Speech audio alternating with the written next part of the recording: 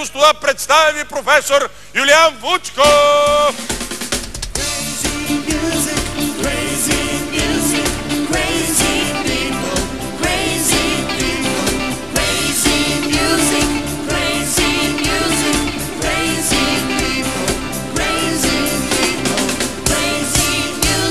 Айде! Защо да не се ръкувате с мен? Какво ми Защото говорите? не искам да се ръкувам с един малоумник. Вие сте един необразован човек. Ясно ли ви? Вие сте завършили само виола, аз съм свиря на беримбао. Не Добре. знаете какво е беримбао. Но няма да знам кой е биримбал, но няма да се обиждам. Аз съм ви поканял, вие ме обиждате. А вие защо ме обиждате в това пошло и некадърно шоу? Трифонов! Ние само ви иронизираме, професор. Какво режимите? Вие направо ми майката! Давайте ти и там по вашия... Първо ще ми се постъл извините, че ми сценарий. казахте малумник. Няма да ви се... Ще ми се извините. Вие не сте малумен. Вие имате ум, естествено. И вие имате своите качества, но аз съм ви обиден и затова ви се извинявам. Добре. Извинявайте. Добре, как се чувствате всъщност? Чувствам се ударвен. Ударвил ми се гърбът от седене по пейките с тия жени. Добре, може ли ви задам няколко въпроса? Може, ама това няма да са въпроси, Да. а това ще бъдат евтини провокации и пошли подигравки с интелектуалния потенциал на нацията. Добре. Извинявайте, че съм превъзбуден, затова ще пина малко Вода. морска вода. А, морска вода. Добре. Да, морска. Добре, само един въпрос да ви попитам. Само моля ви се, не дайте да се лигавите в моето студио. А вие защо се лигавите с мене, господин Трифонов? Искам само да ви попитам. Да. Защо си обул банския върху панталоните? Абе, Аланко, бе! Абе, слушам и не вярвам на очите си, бе! Каква е тая простащина? Правилният въпрос е, защо съм си обул панталон по банските?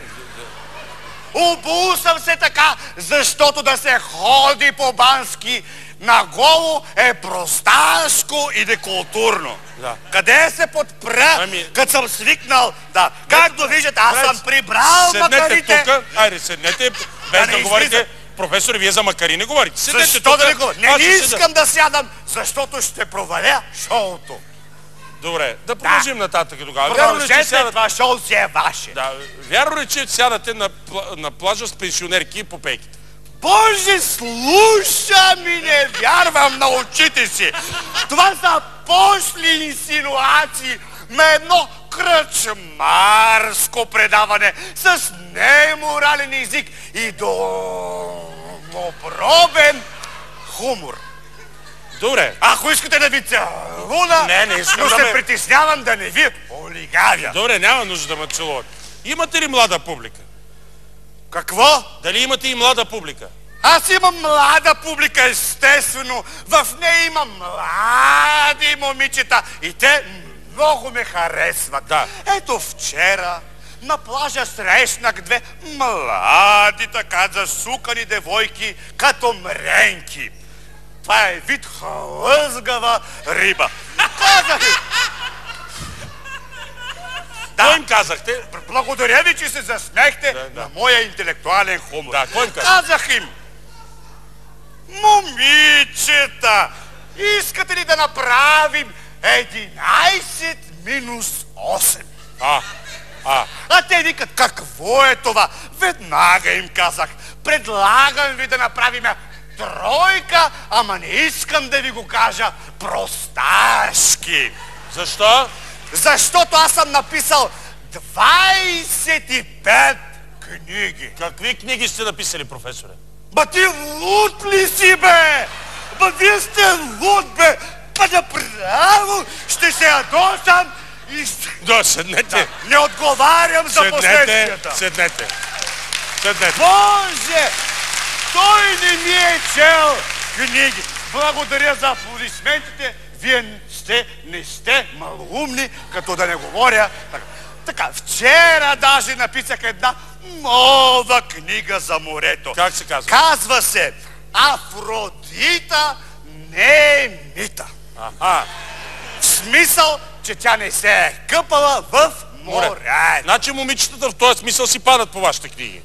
Падат и аз теб, Трифонов, да ви ударя с една книга от 1200 страници и ти ще паднеш, бе, Ланково. Добре, окей, сега. Ох, няма вече сили да говоря с тебе. Добре, секс правите Трябва ли? да получи някой удар.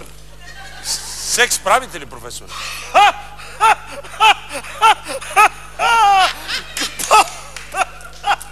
Разбира се! Изведох една дама, за да я обладая, нали така, да я задоволя интелектуално. Попитах я: млада госпожице, обичате ли да ходите на разходка с лодка на лунна светлина? Да. Тя ми каза: да. Професоре, да. нали, тя ми каза, и кой вече каза, аз се обърках, и тя каза: обичам, професоре. И тогава и казах: ами гребете тогава, какво чакате? Добре, само един последен въпрос ще ви задам. Вие сте интелигентен човек. Вие не ги задавате, господин. Вие ги четете. Не, добре, ще ви го задам. Не, ще ви пъгля. Добре, седете, ще седна до вас. Седете, ще седна до вас. Добре, защо Черно море се нарича Черно море? Това е много важен за мен въпрос, който не го знам. Слушайте, ще ви обясня. Защото е кръщавано нощно време, господин Трифонов. Да.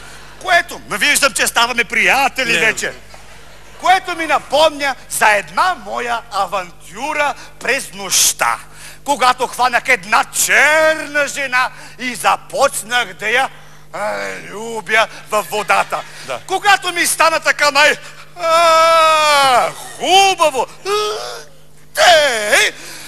водолазът си съблече черния костюм и каза: бе, господин Вучков, извадете го това нещо от шнорхила ми, че не мога да дишам.